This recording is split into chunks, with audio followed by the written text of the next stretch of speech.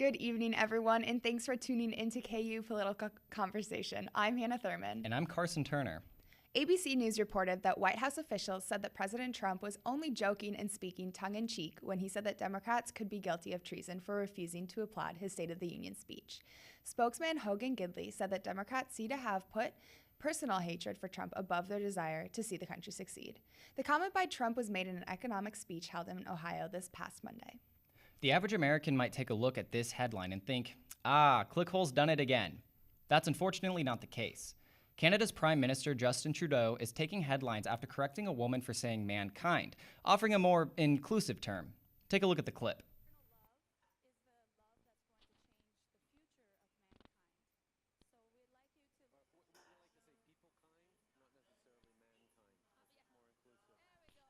This statement took the internet by storm with numerous reactions. Ontario Proud went and shared an infographic with other words that need to be changed to be more inclusive. Ariel Davidson tweeted, "Peoplekind is an idiotic alternative. What if someone doesn't identify as a person?" Rita Panatti called Trudeau the Kim Kardashian of political leaders, a Zoolander character whose really ridiculously good looks no longer distract from his appealing judgment or capacity for asinine comments. And Alberta Can't Wait did some minor rebranding for Dole. As of today, Trudeau has retracted his statement saying, "I made a dumb joke a few days ago that seems to have gone a little viral. It's a little reminder to me that I shouldn't be making jokes even when I think they're funny. I can relate." If you're interested in this topic, we're actually going to be going over it in detail this Friday during our KPC podcast. CNBC reported that Congress is facing a deadline on Thursday night to fund the government or face yet another partial government shutdown. McConnell and Schumer will most likely announce a long-term spending bill in the upcoming days. McConnell said on Tuesday that he was very optimistic that soon they'll be able to reach an agreement. The agreement could come as soon as today, reports CNBC. This bill could boost spending for defense and domestic programs. Last night, the House passed another stopgap bill to extend funding through March 23rd. The Senate is expected to not approve the bill. The Senate would then send back a different bill that would reportedly extend the federal debt ceiling and give relief funds for the string of natural disasters that happened last year.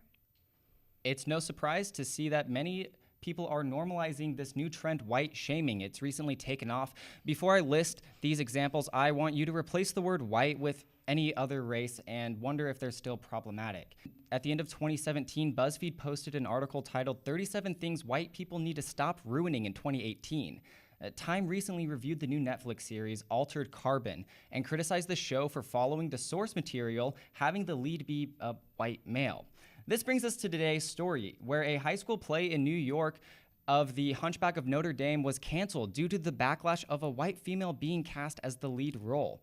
Ithaca High School had a group of students requesting that the role of the character, Roma, to be recasted after finding out that it went to someone who was, and I quote, the epitome of whiteness. Further blaming the school, saying, at best, this is cultural appropriation. At worst, it is whitewashing, a racist casting practice in which has its roots in minstrelsy. The school's response was to pull the play. The students further stated, our goal was not just to shut down the musical. We want to get a socially conscious director to replace the current director so that everybody can participate.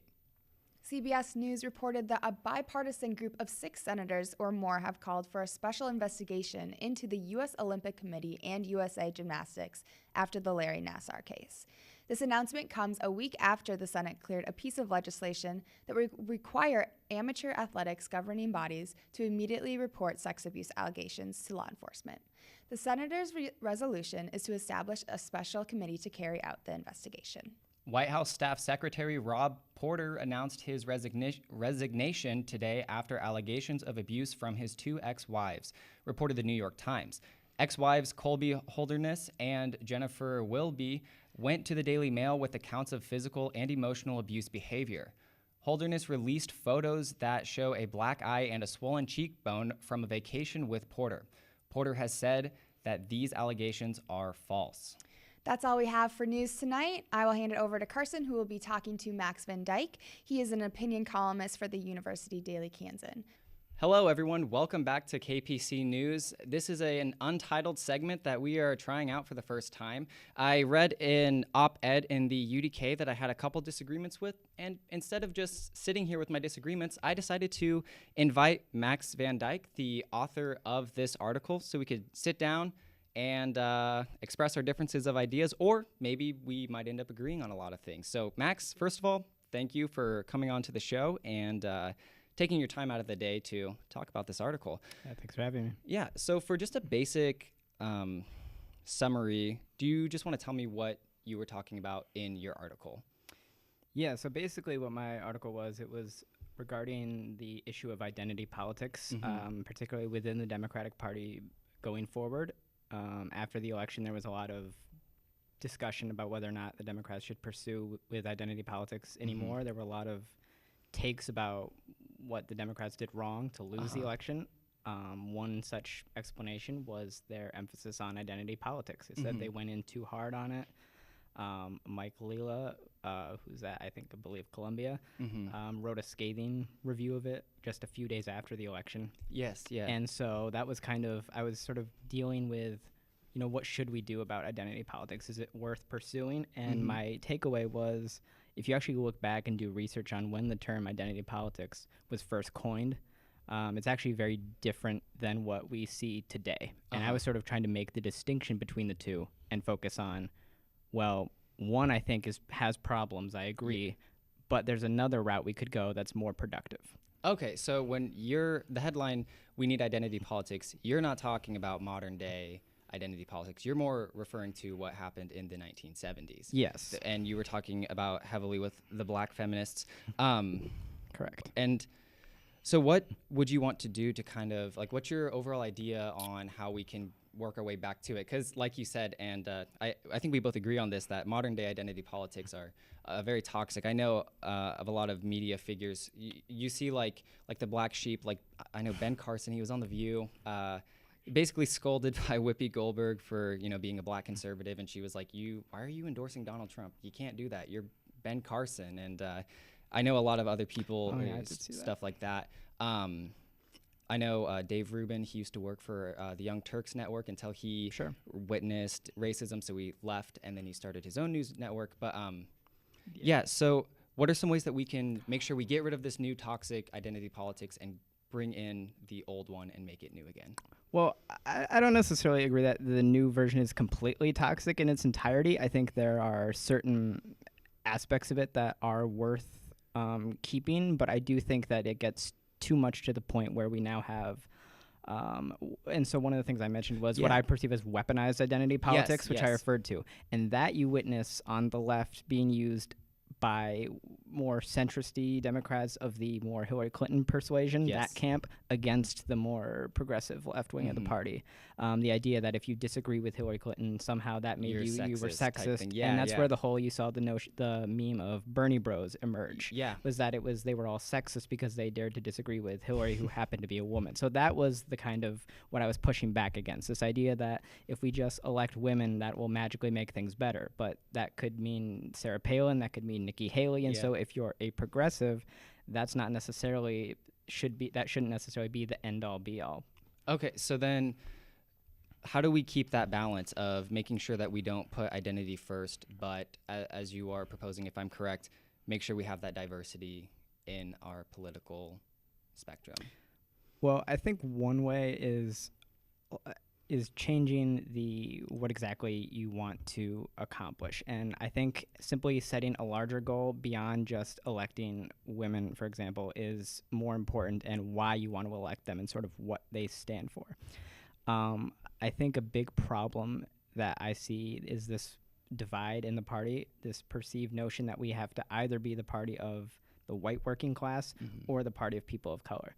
But if you actually look at the numbers and break it down, about just over 40% of the working class currently are composed of people of color. And then numbers project that will increase to exceed 50% in the next 15 years.